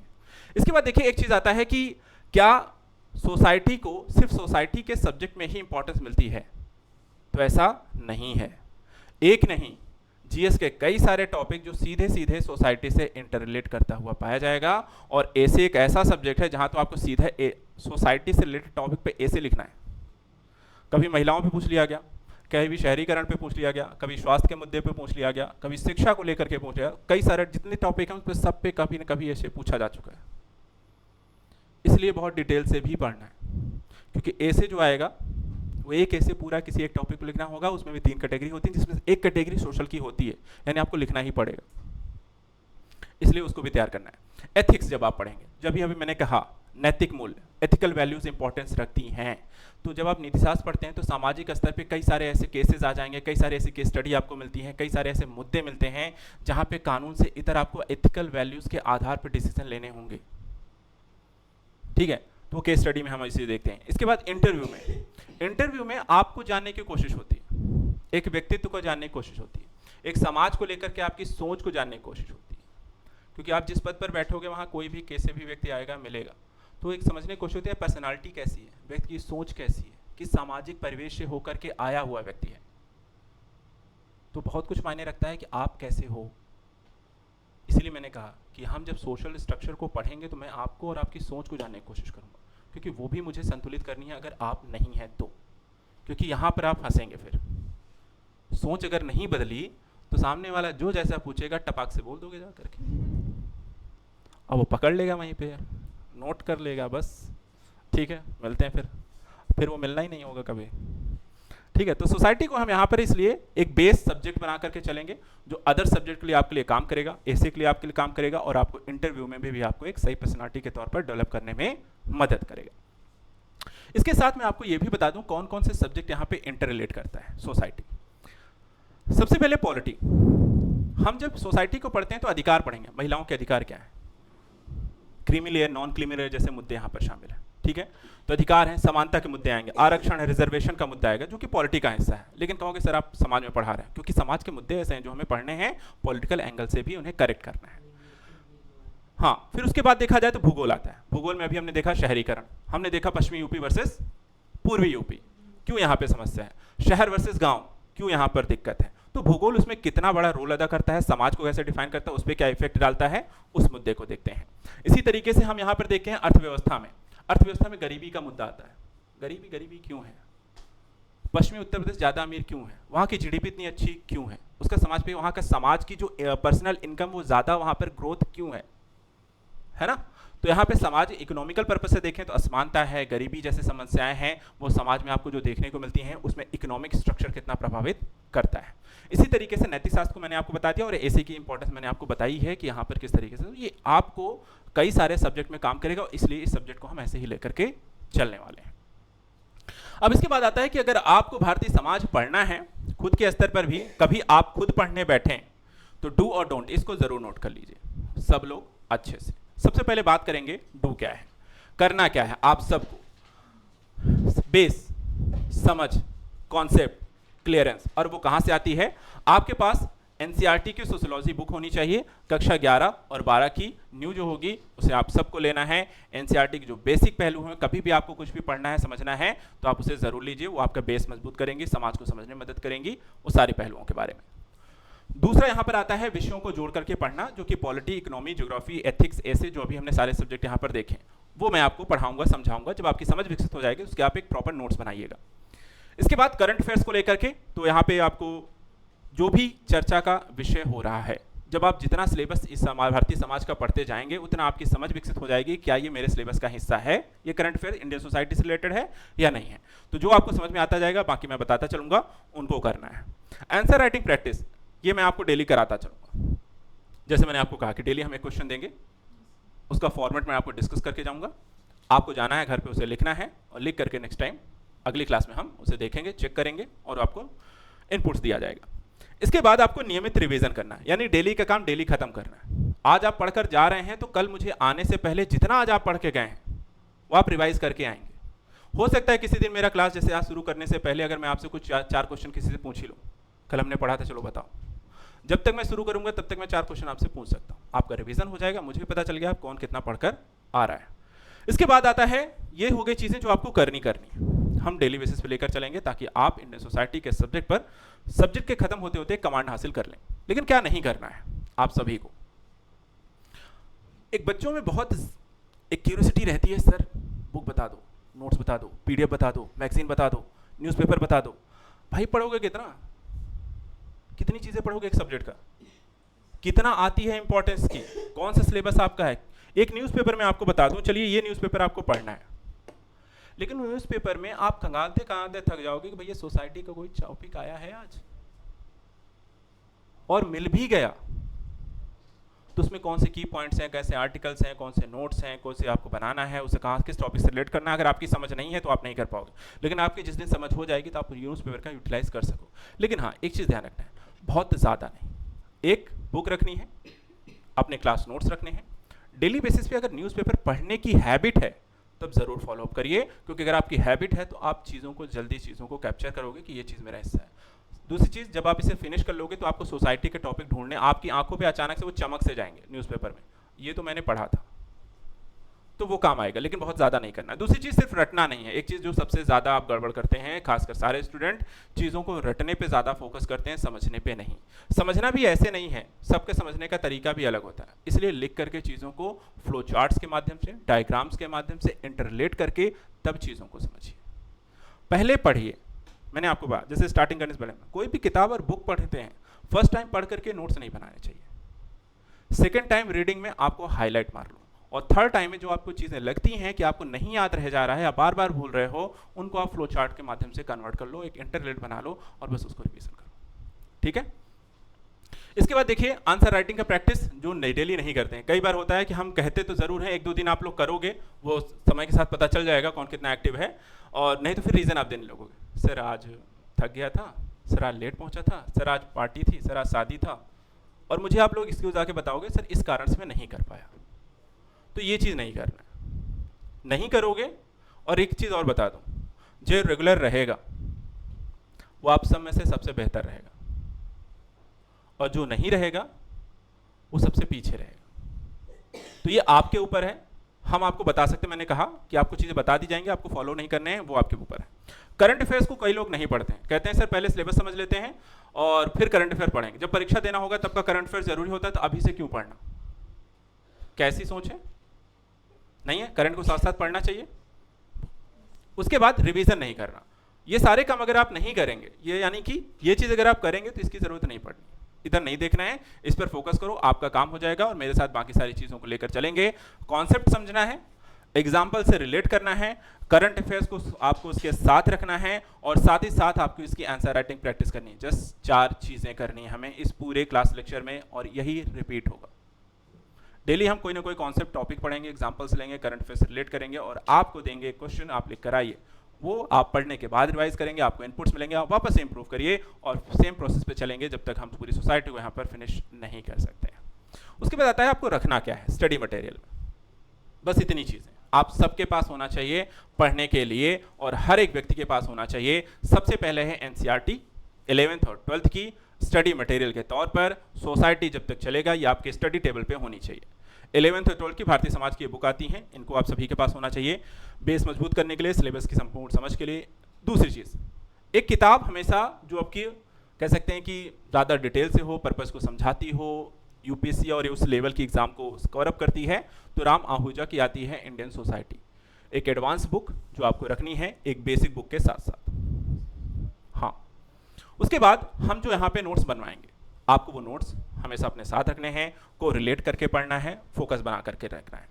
इसके बाद न्यूज़पेपर, जैसे मैंने कहा कि आपको अगर एक डेली न्यूज़पेपर पढ़ने की आदत है, कोई भी एक अच्छा न्यूज़पेपर है, हिंदी का है तो दैनिक जागरण है, दैनिक भास्कर आते हैं, हिंदी संस्करण में अच्छे पेपर हैं, एनालिटिकल अप्रोच यहाँ पर रखते हैं, न्यूज़ को बेहतर तरीके से प्रेजेंट करते हैं, कई सारे पहलुओं को देते हैं, इन्फोग्राफिक मॉडल्स भी वो प्रेजेंट आउट आज वर्तमान के समय में कर रहे हैं, बहुत अच्छे न्यूज़पेपर हैं और करंट ओरिएंटेड भी हैं, टॉपिक्स को अच्छी समझ देते हैं। और इसके अलावा देखा जाए तो पीआईबी है, इंग्लिश में है तो आप हिंदू है उसको भी लेकर यहाँ पे चल सकते हैं, द हिंदू को लेकर के पीआईबी जरूर फॉलो अप करिए। पीआईबी क्यों फॉलो करना है? क्योंकि सरकार की जितनी भी गवर्नमेंट स्कीम्स होंगी उनकी सारे पहलुओं को इन डिटेल्ड वे में वो देते हैं, जितनी घोषणाएं होंगी वो उन पे आता है। तो करंट का अब रीजन क्या है ना कि हमें एक ऑथेंटिक सोर्स चाहिए और ऑथेंटिक सोर्स ही यहाँ पर मायने रखता है, तो हमें इसलिए पीआईबी को फॉलो अप करना है। और उसके अलावा देखा जाए तो योजना मैगजीन आती है जो भारतीय समाज के मुद्दे को लेकर के कई सारे पहलुओं को बहुत अच्छे से ऐसे के पर्पस, क्योंकि मैंने कहा ऐसे भी आता है, तो यहाँ पे एक टॉपिक को बहुत ही डिटेल से बताते हैं, हर पहलू को शामिल करके, हर पहलू एकदम डिटेल से आपको 2 पेज 3 पेज एक ही चैप्टर पर लिखा होता है और उतना ही आपको ऐसे लिखना पड़ता है। तो वहाँ पर ऐसे के पर्पस से एक सपोर्ट सिस्टम के तौर पे योजना मैगजीन को फॉलो करनी है, ताकि इंडियन सोसाइटी से रिलेटेड टॉपिक पर आपको ऐसे लिखना है, उस पर कमांड हासिल करनी है, तो वो स्टडी मटेरियल, वो नोट्स, वो आपको एक समझ और कैसे लिखना होता है, ये भी ऐसे लिखना कैसे होता है, उसका प्रेजेंटेशन कैसे होता है, वो भी आपको योजना मैगजीन से बहुत अच्छे से समझ में आ जाएगी।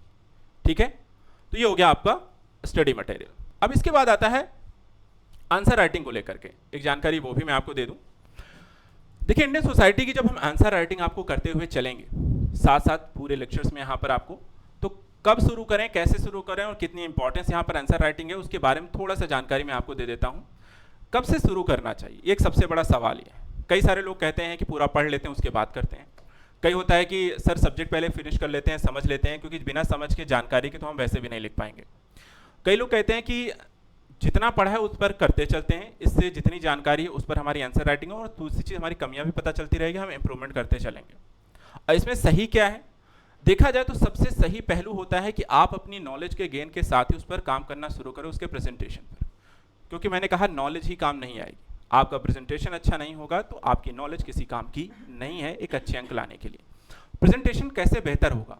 जब आप प्रैक्टिस करोगे, और प्रैक्टिस कैसे होगी? जब डेली बेसिस पर करोगे और साथ साथ करोगे। क्योंकि जैसे मैंने आप इंडियन सोसाइटी में पढ़ा रहा हूँ आपको 10 लेक्चर 15 लेक्चर 20 लेक्चर मैंने लिया, मैं आपको अभी गाइड कर सकता हूँ, मेरे लेक्चर खत्म हो गए शायद मैं आपसे ना मिलूँ, तो फिर आप इंडियन सोसाइटी के आंसर राइटिंग आप कर रहे हैं तो किससे मिलोगे? कौन आपको इनपुट्स देगा? कौन बताएगा कहाँ गलत कर रहे हो? तो अगर सुधार करना है तो आप अभी टीचर के साथ साथ कर सकते हो, उससे डेली मिल करके डेली यहाँ पर आपको इनपुट्स लेकर के उसे आप उसके भी क्या कर सकते हो, नोट्स बना सकते हो कि मैं कहाँ कहाँ गलती कर रहा हूँ, मुझे क्या क्या करना है, किस क्वेश्चन में क्या लिखना चाहिए। कॉपी पेन लेकर आओ, जब इनपुट्स बताया जा रहा है तो उसको नोट कर लो, क्योंकि नेक्स्ट टाइम जब आप ऐसे टॉपिक पर आंसर राइटिंग करोगे तो उसको एक बार देख लो, अच्छा मैंने क्या गलती करती हूँ, मुझे क्या सुधारना है। तो नेक्स्ट टाइम कभी भी आंसर राइटिंग हम भारतीय समाज की कर रहे हो, सर नहीं भी अवेलेबल है तो मैंने आंसर राइटिंग करके रखी है, मे भी सर किसी और लेक्चर में आए, किसी और टॉपिक पर मिलने आए या पढ़ा रहे हैं, तो मैं एक बार थोड़ा सा टाइम लेकर के डिस्कस कर लेंगे। इंडियन सोसाइटी मेरी यहाँ पर ऐसे सर चल रही है, तो यहाँ पर एक काम ये करना है कि हमें साथ साथ यहाँ पर लेकर के चलना है, बहुत टाइम नहीं लेना है, पूरे सिलेबस को कवर करने के चक्कर में नहीं पढ़ना है, उसको खत्म नहीं करना। हमें क्या करना है, अपनी स्टडी करते चलो, साथ साथ आंसर राइटिंग करते चलो। सबसे बेस्ट तरीका है कि शुरुआत हमें साथ में करनी चाहिए जब हम पढ़ रहे हैं। दूसरा है कि आंसर राइटिंग कैसे करनी है, तो उसके पहलुओं को मैं बाकी समझाऊंगा, लेकिन यहाँ पर मॉडल कुछ ऐसा ही रहता है। इंट्रोडक्शन होगा कोई भी क्वेश्चन का, इंट्रोडक्शन में आपको डेफिनेशन बता सकते हैं अगर वो क्वेश्चन पूछ रहा है तो, या कोई क्वेश्चन होगा जो डाटा बेस्ड भी हो सकता है कि अभी फिलहाल में ये रिपोर्ट आई जिसमें ये कहा गया है सीधा करके, या एग्जाम्पल्स दे सकते हो कि अभी अभी ऐसा ऐसी घटना घटित हुई है जिसमें ये चीज़ें आई हैं, उसके बाद फिर उस घटना को उस टॉपिक से जोड़ते हुए आप मेन बॉडी यहाँ पे लिखोगे। ठीक है, पहली चीज़ क्या देखने में लग रहा है कि इंट्रो अलग अलग हो सकता है, इंट्रो एक जैसा नहीं होगा। दूसरा, इंट्रो डिपेंड करेगा क्वेश्चन पर, इंट्रो आप अपने मन से पहले से प्री डिपेंड करके नहीं लिखना है, आपको क्या करना है, अपने क्वेश्चन को देखना है क्या पूछा जा रहा है, उस हिसाब से आपका इंट्रो होगा। इंट्रो का कोई कॉमन मॉडल नहीं होता है। दूसरी चीज़, बॉडी सेम होगी, बॉडी में आपको यहाँ पर उसके कॉजेस, इम्पैक्ट, चैलेंजेस और सोल्यूशन हमेशा यही लिखना होता है। कोई भी पहलू होगा किसी चीज़ का होगा आपको यही लिखना है। इंट्रो अलग हो सकता है लेकिन ये की पॉइंट्स, हाँ इसके टॉपिक, इसके नॉलेज अलग हो सकती है, क्योंकि हर किसी के कॉज एक जैसे नहीं होंगे, वो डिपेंड करेगा टॉपिक क्या है, उसके चैलेंजेस कैसे होंगे वो उस पर डिपेंड करेगा, लेकिन ये बेसिक फंडा है, ये आपको रखना ही रखना है, ये चीज़ आपको बतानी है मेन बॉडी में। इसके बाद कंक्लूजन क्या होगा, वे फॉरवर्ड, हमेशा ये भी कॉमन रहेगा, आगे की राह कैसी होगी, है ना, हम इसे बेहतर कैसे कर सकते हैं, हम इसमें क्या शामिल कर सकते हैं, इसका पॉजिटिव पहलू क्या हो सकता है, ठीक है। तो वो चीज़ें हमें यहाँ पर लिखनी है। तो हमेशा आपकी आंसर राइटिंग करने का जो फॉर्मूला होगा ये ऐसे होगा, क्वेश्चन वाइज हम इसको और भी डिटेल करेंगे, आपको और भी प्रिसाइज करेंगे, और भी आपको चीज़ें सिखाएंगे क्या क्या इसमें हो सकता है। फिर आती है आंसर राइटिंग ज़रूरी क्यों है, तो वो हमने पहले भी कहा है कि देखिए अच्छे अंक अगर लाने हैं तो आपको आंसर राइटिंग करनी चाहिए। दूसरा, सोच को व्यवस्थित करने का सबसे बेहतर तरीका, जैसे अगर आपको मैं बोलने को कह दूं कोई भी टॉपिक में आपको, चलिए सोसाइटी का ही रख के बोल दूं, चलिए भारत में विविधता में एकता के पहलू को आप डिफाइन करिए। हो सकता है कि कोई टॉपिक आपने बोलना चाहा जिसे बाद में रखना चाहिए था, आपने पहले बोल दिया। आंसर राइटिंग लिखते समय ये गलतियां आपसे होंगी, यहां तक कि पॉजिटिव पॉइंट्स भी आपको आगे पीछे हो सकते हैं, नेगेटिव पॉइंट्स भी आपके आगे पीछे हो सकते हैं। कई बार पॉइंट्स इंटर रिलेट होता है, इससे ये हुआ, इससे ये हुआ, इससे ये हुआ, हमें इस चीज़ का ध्यान रखना होता है। और वो तभी आएगा जब आप लगातार प्रैक्टिस करोगे, क्योंकि सोच क्या होगी ना, जैसे कि क्वेश्चन आता है आपके सामने तो कई बार हम सोच ही नहीं पाते इसमें लिखना क्या है, माइंड ही नहीं चलता, जैसे ब्लॉक सा हो गया, जबकि हमने पूरा पढ़ा है। तो वो क्यों नहीं चलता है? रीजन, क्योंकि हम कभी उस तरीके से उसे सोचने के लिए तैयार ही नहीं करते। आपने जितनी प्रैक्टिस खुद की होगी किसी चीज को लेकर के, आप उतने अच्छा परफॉर्म करोगे। लाइक एक क्रिकेटर को देखो, वो नेट पर अभ्यास करता है मैच से पहले, एक ही शॉट्स को बार बार खेलता है, बार बार खेलता है, बार बार खेलता है, ताकि जैसे ही उस तरह की गेंद उसे मिलती है वो ऑटोमेटिक वो शॉट, क्योंकि माइंड उसका, बॉडी क्या होती है उसके लिए पूरी तरह से पहले से तैयार होती है, वो ऑटोमेटिक उसका क्या होता है, रिस्पॉन्स आ जाता है। तो माइंड क्या होता है, आप उसकी जितनी प्रैक्टिस आप उसको करा के रखोगे, वो जैसे ही आपके उसके सामने क्वेश्चन रखोगे वो आपको 10 चीजें तुरंत पॉइंट बना के देगा। और नहीं होगा, आप 10 मिनट सोचते रहोगे, आपको एक भी पॉइंट नहीं मिलेगा। और मिलेगा तो कोई आगे मिल गया, कोई पीछे मिल गया, लिखने जाओगे तो पूरा बेतरतीब रहेगा, उसका कोई मतलब नहीं। इसलिए आंसर राइटिंग जब आप करेंगे, आपकी सोच को व्यवस्थित करने के लिए भी हमें आंसर राइटिंग करनी है, रेगुलर करनी है। इसके बाद क्या होती है, कंटेंट की गहराई और गुणवत्ता। अब आंसर राइटिंग लिखते समय कई लोग कई तरीके से लिखते हैं। एक होता है पैराग्राफ मॉडल, देखा होगा आपने कहीं, एक होता है पॉइंट मॉडल, एक होता है फ्लो चार्ट मॉडल, ठीक है। लिखने के सबके अलग तरीके हैं, सिलेक्शन सब तरीके का हुआ है। ऐसा नहीं है कि किसी ने पैराग्राफ लिखा है तो नहीं हुआ है, किसी ने फ्लो चार्ट लिखा है नहीं हुआ है, किसी ने पॉइंट टू पॉइंट लिखा है तो नहीं हुआ है, सबका हुआ है। लेकिन मैटर क्या करता है, मैटर ये करता है कि आपने अपने क्वेश्चन के लिहाज से जो कंटेंट दिया है, जो लिखा है, उस क्वेश्चन के साथ वो कितना रिलेट करता है, कितनी गहराई है, कितनी वहाँ पे सारे कट टू कट वहाँ पे पॉइंट हैं, और सामने वाले को पढ़ने के बाद क्या आपने क्वेश्चन को जस्टिफाई किया है। अगर इतना करने में सक्षम है तो कैसे भी लिखो, लेकिन लिखने के तरीके मायने रखते हैं, बदल भी जाते हैं। लास्ट के टाइम आप फ्लो चार्ट लिखते हो, जल्दी जल्दी हो जाता है क्वेश्चन छोड़ना नहीं है, ये भी ध्यान रखनी है। तो टाइम मैनेजमेंट को लेकर भी काम करना है, वो भी प्रैक्टिस से आपको बेहतर हो जाती है, क्योंकि बिना टाइम मैनेजमेंट के आपके क्वेश्चन छूट जाएंगे। आपको लगता होगा कि 3 घंटे में 20 क्वेश्चन, बाएं हाथ का खेल नहीं है, दाएं हाथ से भी नहीं होता है। आपके 2-4 क्वेश्चन हमेशा छूट जाते हैं। कई सारे बच्चे आके रोते हैं, आता हो क्वेश्चन सर हम नहीं लिख पाए, रीजन क्या था, पढ़ाई करते रह गए, प्रैक्टिस नहीं की। तो प्रैक्टिस के लिए क्या अलग से टाइम निकालोगे? अच्छा, पीवाईक्यू लगाते हो तो अलग से टाइम निकाल लेते हो, लेकिन वो पीवाईक्यू लगाना आसान है, उसमें सिर्फ टिक लगाना है। और उस टिक में गोले भरते भरते ना कई लोग हाथ खराब हो जाते हैं, लास्ट में कहते हैं यार सर लगा नहीं पाया, हाथ दर्द होने लगा था। आप समझो, गोले लगाने में अगर इतनी दिक्कत है तो आपको लिखना है। 3 घंटे में कितने शब्द लिखने होते हैं टोटल काउंट 20 क्वेश्चन के?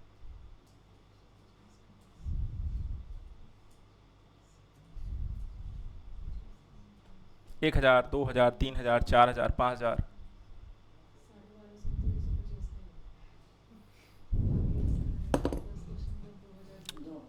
एक क्वेश्चन का कितना आता है? चलिए मैं यूपीपीसी का एग्जांपल देता हूँ। 2 तरह के क्वेश्चन आते हैं, एक आता है 125 का, दूसरा आता है 200। 125 के 10 क्वेश्चन 1250, दूसरे 200 के 2000, 3250 शब्द 3 घंटे, यानी कि एवरेज आप मान के चलिए 1 घंटे में 1100 शब्द आपकी स्पीड होनी चाहिए, सिर्फ लिखने का, उसमें सोचने का नहीं। अब सोचे गए तो उसमें माइनस माइनस माइनस टाइम होता चला गया, क्योंकि बिना सोचे भी तो नहीं लिखोगे। क्वेश्चन पढ़ोगे, फिर दिमाग कुछ देर सोचेगा, उसके बाद पेन चलेगा। अब हर क्वेश्चन पे 1 मिनट भी अगर निकाल दिया आपने, 20 मिनट चले गए, कितना बचा आपके पास? 2 घंटा 40 मिनट। क्वेश्चन है, टॉपिक और 3200 शब्द तब भी लिखने। अब समझो आपको वो स्पीड मेंटेन करनी, सोचते जाओ लिखते जाओ, और वो भी क्रमबद्ध तरीके से। जो आया वही नहीं लिख दिया सीधा, वो लिखा जाना चाहिए वहाँ पे कि नहीं, पहले शुरुआत कहाँ से करनी। तो वो सारी चीज़ें, टाइम मैनेजमेंट का जो ये मुद्दा आता है ना, वो तभी आता है जब आप जितनी अच्छी से प्रैक्टिस करके रखेंगे। तो ये सारा जो खेल यहाँ पर ये सारी चीज़ों का होगा आंसर राइटिंग को लेकर के, हम यहाँ पर आंसर राइटिंग के करते वक्त ही यहाँ पर सीखेंगे। 2 और 3 और पॉइंट। अच्छा, इंपॉर्टेंस तो हमने यहाँ पर देख ली कि कितनी है, कंटेंट इंप्रूवमेंट होता है, टाइम मैनेजमेंट होता है, बाकी सारी चीज़ों को लेकर के। अब यहाँ पर चीज़ें हैं कि आपको इन आंसर राइटिंग के प्रोस्पेक्टिव में हमें कितनी आंसर राइटिंग करनी है, बहुत ज़्यादा भी नहीं करनी, 1 या 2 काफ़ी है। एक सब्जेक्ट पढ़ रहे हो उसका 1 करो, डेली करो, काफ़ी है। ऐड क्या करना है, जब भी आप आंसर राइटिंग करोगे अच्छा बनाने के लिए उसमें हम एग्जाम्पल्स जरूर देखें। करंट का कोई मुद्दा है, बहुत इंपॉर्टेंट है, आप करंट को हमेशा उसमें कोट करो, मोस्ट इंपॉर्टेंट। और एक चीज़ और बता दूं, इंडियन सोसाइटी के ज़्यादातर क्वेश्चन तभी चर्चा का विषय बनते हैं और तभी प्रश्न में आते हैं। इसलिए करंट हमेशा ध्यान में रखिए, क्या चर्चा में चल रहा है, आपके सिलेबस का हिस्सा है, उसके की पॉइंट, उसके करंट को नोट करते चलिएगा और उसको उस हिसाब से क्वेश्चन को प्रैक्टिस खुद से चाहो क्वेश्चन बना लो उस पर और उसकी आंसर राइटिंग करो। लेकिन ये जरूर करना है। यूज क्या करना है, जैसे मैंने बताया डायग्राम और फ्लो चार्ट अच्छा दिखता है। जैसे ये सारी चीजें अच्छा दिख रहा है आपको, चीजें प्रेजेंटेबल हैं, बहुत आराम से है, चीजें एकदम क्लियर कट्टू हैं, मुझे समझाने में भी आसान है और आपको देखने में भी अच्छा लग रहा है। अच्छा, ये तो एकदम क्लियर है, बढ़िया है ना। आप यही अगर आंसर राइटिंग में लिख दो तो जो चेक करने वाला होगा उसे भी आंखों में सुकून मिलेगा, उसे भी एकदम कट्टू क्लियर, अच्छा ये लिखा हुआ, बस वो फटाफट देखेगा, फटाफट नंबर देगा। 4 नंबर देने को होगा 5 दे देगा, 6 दे देगा, 6 दे देगा तब तो आपका सिलेक्शन ऊपर से होगा टॉप में। 2 4 3 दे देगा तो फिर नीचे से भी नहीं आएगा। तो मैटर है कि फ्लो चार्ट डायग्राम का यूज़ हमें करना सीखना है और वो भी अभी के साथ साथ सारी चीज़ों को लेकर के। जो नहीं करना है, क्वेश्चन की लिमिटेशंस अगर 125 शब्दों की है तो हमें 150 में नहीं जाना है, 200 की है तो हमें 250 नहीं जाना है, यानी उत्तर को हमें लंबा लिखने की ज़रूरत नहीं है, हमें वर्ड लिमिटेशन की फुल्ली रिस्पेक्ट करनी है। दूसरा चीज, स्ट्रक्चर्ड ना होना, वो भी आपकी गलती है और वो स्ट्रक्चर्ड नहीं होता है क्योंकि आपकी प्रैक्टिस नहीं होती है। प्रैक्टिस करोगे तो ये ठीक हो जाएगा। एग्जाम्पल्स यूज नहीं करते हैं, कई बार ऐसा होता है कि आप लिखने में इतने मशगूल हो जाते हैं कि आपके लिए एग्जाम्पल को ऐड करने के लिए आपने समय ही नहीं दिया या फिर आपने वहां पर उतने शब्द की सीमा ही नहीं छोड़ी है। इसलिए जब भी आप स्ट्रक्चर्ड बनाएंगे तो स्ट्रक्चर्ड में एग्जाम्पल जरूर होना चाहिए। और उसके बाद सिर्फ थ्योरी नहीं लिखनी है, क्योंकि सिर्फ थ्योरी से लोग क्या हो जाएंगे, ऊब जाएंगे, क्योंकि वो किताबी ज्ञान वो वर्षों से पढ़ते हैं, कुछ नया अगर उनको मिल गया तो वो उनके लिए इंटरेस्टिंग होगा। तो नया जरूर देना, और नया क्या है, नया करंट है। जितना करंट आता है उतना अच्छा होता है, लेकिन हम करंट से ज़्यादा परेशान होते हैं कि कितना करंट आएगा, कभी तो रुक जाए। एक सब्जेक्ट का पढ़ा नहीं होता, यहाँ तो कितने सब्जेक्ट के करंट जुड़ जाते हैं, कितना आदमी ध्यान रखे, कितना पढ़ेगा। तो ये है आपकी इंडियन सोसाइटी जो हम कल से इन डिटेल में पढ़ने जा रहे हैं। सभी पहलुओं को शामिल करेंगे, कुछ नहीं आपका छूटेगा, हम सभी पहलुओं को सभी एंगल से पढ़ने वाले हैं। और आपको इंडियन सोसाइटी के सिलेबस को पढ़ने के बाद सिर्फ सिलेबस आपका कवर नहीं होगा, क्या होने वाला है सोच रहे हैं आप आज जैसे हैं एज ए स्टूडेंट, आपकी सोच बदल जाएगी, आपके पढ़ने का तरीका बदल जाएगा, आपके लेखन शैली बेहतर होगी, आप करंट और अपने सब्जेक्ट साथ इंटररिलेट करना सीख जाएंगे, आप अन्य विषयों के साथ को रिलेट करना सीख जाएंगे। यानी आप एक बदले हुए पर्सन होंगे सिर्फ एक क्लास से। आपकी सोच, आपकी शैली, आपके पढ़ने का तरीका और यहाँ से जाने के बाद भी पढ़ने का तरीका आपका सिर्फ एक क्लास से बदल जाएगा, और वो बेनिफिशियल होगा आपको हर एक क्लास के लिए। आपको करना क्या है, क्या करना है, अरे मुझे फॉलो नहीं करना, मैं रोज आना है, निरंतर रहना है, डेली प्रैक्टिस करनी है, जो कहा जाए वो करना है, जो समस्याएं हो बेझिझक पूछना है, क्योंकि जितनी आप अपनी प्रॉब्लम्स को सॉल्व करते चलोगे उतना ही आप बेहतर होते जाओ। और मेरा काम है आपको बेहतर कैसे बनाया जाए उसके लिए, लेकिन इनिशिएट आपको करना होगा। मैं अपना इनिशिएट ले रहा हूँ, अब इस इनिशिएट के बाद आपके ऊपर छोड़ रहा हूँ। आप अब कितना इनिशिएट वापस लेकर आते हैं, कितना रिटर्न लेकर आते हैं, कितना इंप्रूवमेंट करना चाहते हैं, वो आपके ऊपर होगा। और इसी के साथ ही इस क्लास को हम यहाँ पे फिनिश करते हैं। कल मिलेंगे, बाकी सारी चीज़ों को लेकर डिटेल से डिस्कस करेंगे और इन पहलुओं पर बात करेंगे। तब तक आपको जो बताया गया है उसके लिए आप मेंटली प्रिपेयर्ड होकर आइएगा, ठीक है। चलिए।